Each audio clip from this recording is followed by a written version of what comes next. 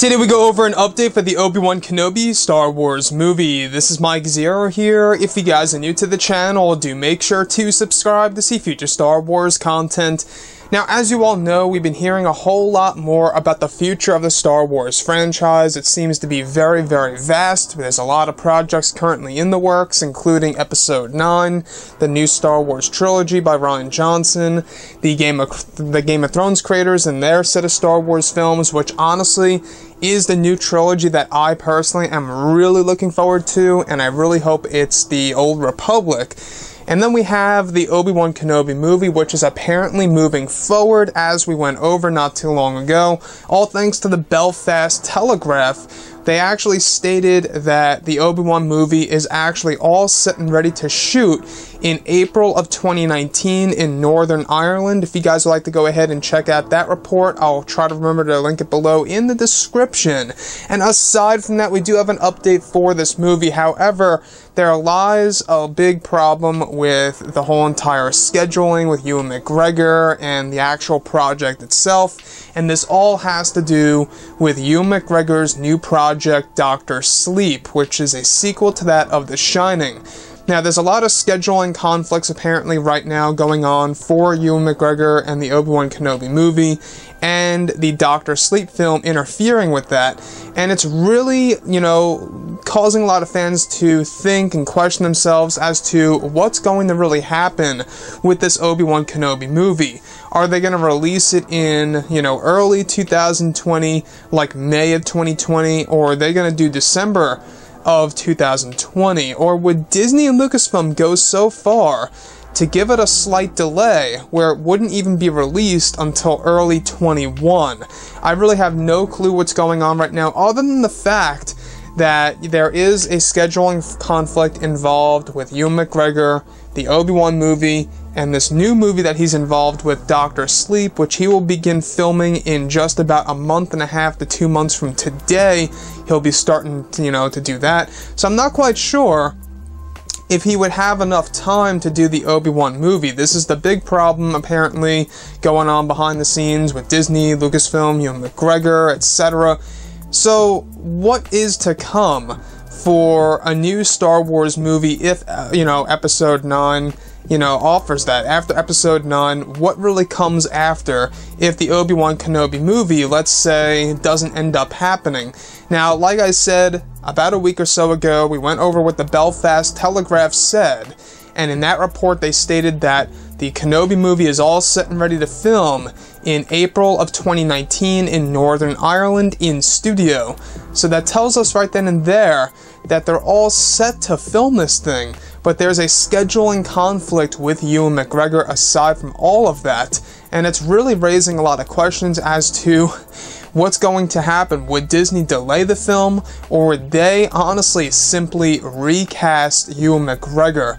And that, to me, I think would be totally irresponsible to the Star Wars fans out there, because, to me, Obi-Wan Kenobi is Ewan McGregor. I mean, really. If you look at the prequel trilogy, Ewan McGregor nailed the role as Obi-Wan. He played the perfect younger portrayal of the character from Sir Alec Guinness's version in Star Wars A New Hope and Empire Strikes Back, Return of the Jedi, you name it. So, what I am really looking forward to with the Obi-Wan movie are tons of different elements, and like I have said before in the past, it's not just going to be Obi-Wan Kenobi on Tatooine. I know that's the quick assumption when people hear about an Obi-Wan movie, like who wants to watch a movie with just one guy on a desert planet. It wouldn't really just be about that. It would also have side plots, and I can imagine side plots consisting of heading over to Alderaan, and Smits could portray the character of Bail Organa again. You could have a baby, or a kid Leia Organa, and even a kid Luke Skywalker, and that's a new dynamic of introducing the Skywalkers in a totally different way at that age. They are twins after all, and it would be very interesting to see, their lives at the same exact age, whether it be 5, 6, 8 years old, I don't know. I think that would be amazing. The other aspect is Obi-Wan Kenobi finding out that Anakin Skywalker lived, Darth Vader lived, after their duel on Mustafar, and he finds out that Darth Vader is, still very much powerful, and he's ruling the galaxy. I would love that, where Obi-Wan, in that moment where he's at the bar, like in the book, and he hears about Darth Vader, and that's the first time he learns that he actually lived. And I want to see that moment on screen. The other thing is Qui-Gon Jinn returning. I think that is most certainly an element that has to be put into the Obi-Wan movie. We've seen this trend with all of the different Disney Star Wars movies where each movie has a huge cameo. In The Force Awakens, it was Luke. In The Last Jedi, it was Yoda. In Rogue One, it was Darth Vader. In Solo, it was Darth Maul.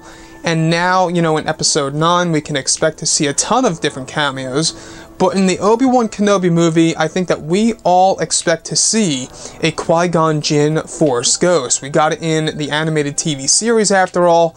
Why couldn't we get it on the big screen in theaters? I think that we should. Also, you could always throw in some Yoda in there too, of both Yoda and Obi-Wan training remotely, where Yoda's teaching Obi-Wan on how to communicate with his old master Qui-Gon Jinn, and eventually being able to see his Force Ghost. I think that would be truly stunning. But nonetheless, guys, that is the update for the Obi-Wan movie. Apparently, like I said, about a week or so ago, the Belfast Telegraph reported that the Obi-Wan movie is all set and ready to film in April of 2019. However, right now there are scheduling conflicts, and this is a problem with the whole entire, scheduling of the film and when they're going to exactly shoot for Ewan McGregor's, actual sequences. So I'll have to wait and see what actually happens, and I'm still waiting for, a new roadmap of Star Wars movies to come. Anyways, guys, drop a comment below. Let me know what you think about all of this in the comments, and if you guys did enjoy the content for today, do make sure to drop a thumbs up on this video to support the channel. And thank you all so very much for the kind support, and I'll catch you guys next time.